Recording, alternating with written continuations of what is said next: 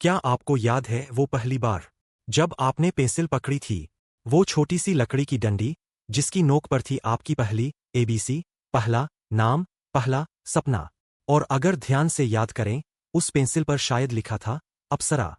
लेकिन क्या कभी सोचा है, एक साधारण पेंसिल ने भारत के करोड़ों बच्चों के दिमाग और सपनों को कैसे आकार दिया?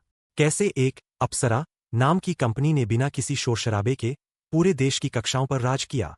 आज हम बात करेंगे उस ब्रांड की, जो ना सिर्फ हाथ में फिट होती है, बल्कि यादों में बस जाती है। 1958, जब भारत में लक्ष्यूरी का मतलब था साबुन और कपड़े, तब एक कंपनी ने सोचा, क्यों न बच्चों के हाथों में कुछ ऐसा दिया जाए जो सस्ता भी हो और श्रेष्ठ भी। हिंदुस्तान पेंसिल्स पीवीटी लिमिटेड ने जन्म लिया, और इसी कंपनी से निकली दो पहचानें, नटराज और अप्सरा। नटराज बना मास का ब्रांड, और अप्सरा क्लास का।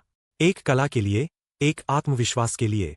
उस दौर में जब बच्चे लकड़ी की सस्ती पेंसिल से लिखते थे जो बार बार टूट जाती थी, अप्सरा ने पेश की ऐसी पेंसिल जो न टूटे, स्मूथ चले और हाथ में आराम से टिके। अप्सरा ने कभी फ्लैशी मार्केटिंग नहीं की, ना बड़े-बड़े विज्ञापन, ना महंगे एंडोर्समेंट्स। उनका मंत्र था सादगी में श्रेष्ठता। अप्सरा की हर पेंसिल पर सिर्फ दो रंग, काला और सिल्वर, क्योंकि ये लक्ष्यूरी नहीं, डिसिप्लिन का प्रतीक थी। हर बार जब बच्चा अप्सरा पेंसिल से लिखता था, वो सिर्फ शब्द नहीं, संस्कार लिख रहा होता था। Neatness, patience, perfection. 1970 से 1990 तक भारत में दर्जनों पेंसिल ब्रांड आए और चले गए। कैमलिन, डॉम्स, फैबर-कास्टेल और कई विदेशी नाम। लेकिन अप्सरा क्यों टिक गई? क्योंकि उसने सिर्फ उत्पाद नहीं बनाया, उसने आदत बनाई। हर स्कूल के बैग में, हर बच्चे के ज्यामिति बॉक्स में अप्सरा पेंसिल, अप्सरा इरेजर, अप्सरा शार्पनर। एक इकोसिस्टम बना लिया था उन्होंने। और जब कोई बच्चा पहली बार नटराज से अप्सरा पर अपग्रेड करता था, तो वो एक छोटा सा स्टेटस सिंबल महसूस करता था। अप्सरा सिर्फ एक पेंसिल नहीं थी, वो हर बच्चे का फर्स्ट टूल ऑफ क्रिएशन थी। किसी ने उसी पेंसिल से अपने सपनों का घर बनाया, किसी ने डॉक्टर बनने का सपना लिखा, किसी ने आई मॉम लिखा कॉपी पर। और जब टीचर कहती थी, हैंडराइटिंग बहुत साफ है, वो एक ब्रांड के लिए नहीं, एक कॉन्फिडेंस के लिए तारीफ थी। अब बात करते हैं बिजनेस की। अप्सरा ने कभी खुद को एडवर्टाइजिंग जायंट नहीं बनाया, बल्कि डिस्ट्रीब्यूशन और ट्रस्ट को अपना हथियार बनाया।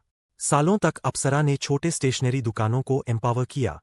हर जगह उपलब्धता उनकी सबसे बड़ी ताकत थी। फिर आया वो दौर जब अप्सरा प्लैटिनम और अप्सरा एक्स्ट्रा डार्क लॉन्च हुई। स्टूडेंट्स के लिए, जो कॉम्पिटिटिव एग्जाम्स की तैयारी कर रहे थे, अप्सरा ने समझा कि एग्जाम प्रेशर भी एक मार्केट है। एक रिसर्च के अनुसार, business today 2019, Hindustan pencils Bharat की पेंसिल मार्केट का 65% हिस्सा अपने नाम रखती है। और अप्सरा अकेली ब्रांड है जिसने प्रीमियम प्लस इमोशनल दोनों सेगमेंट्स में जगह बनाई। क्या आपने कभी सोचा, अप्सरा नाम क्यों? अप्सरा स्वर्ग की नृत्यांगना, जो सुंदरता, कला और सौंदर्य की प्रतीक है। ब्रांड के लिए ये नाम सिर्फ सुंदरता नहीं, बल्कि रचनात्मकता की आत्मा को दर्शाता है। हर बच्चा जो कुछ नया बनाता है, वो भी एक अप्सरा की तरह सृजन कर रहा होता है। आज अप्सरा सिर्फ भारत तक सीमित नहीं, यह ब्रांड 80 से ज्यादा देशों में पहुंच चुका है। फिर भी, ना कोई फ्लैशी रिब्रांडिंग, ना सेलिब्रिटी फेस, बस वही शांत आत्मविश्वास। Quality speaks louder than ads. कई देशों में अप्सरा को इंडियन क्राफ्ट्समैनशिप का उदाहरण माना जाता है। जैसे जापान की पेंसिल्स प्रिसिजन के लिए मशहूर है, वैसे भारत की पहचान अप्सरा है। क्या आप जानते हैं, अप्सरा की लकड़ी सस्टेनेबली मैनेज्ड फॉरेस्ट्स से आती है। हर पेंसिल का प्रोडक्शन साइकिल केयरफुली डिजाइंड है, ताकि पेड़ों की कटाई बैलेंस में रहे। और यही वजह है कि अप्सरा की पेंसिल्स हल्की, स्मूथ और एनवायरनमेंट फ्रेंडली होती है। जब बाकी कंपनियां इको फ्रेंडली को ट्रेंड बना रही थीं, अप्सरा क्वाइटली प्रैक्टिस कर रही थी डेकेड्स से।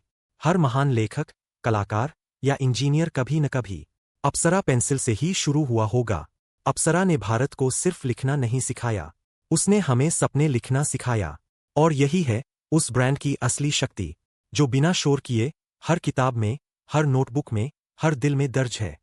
तो अगली बार जब आप किसी बच्चे को अप्सरा से लिखते देखें, तो याद रखिए, वो सिर्फ एक पेंसिल नहीं, वो इंडिया की सबसे शांत लेकिन सबसे प्रभावशाली कहानी है।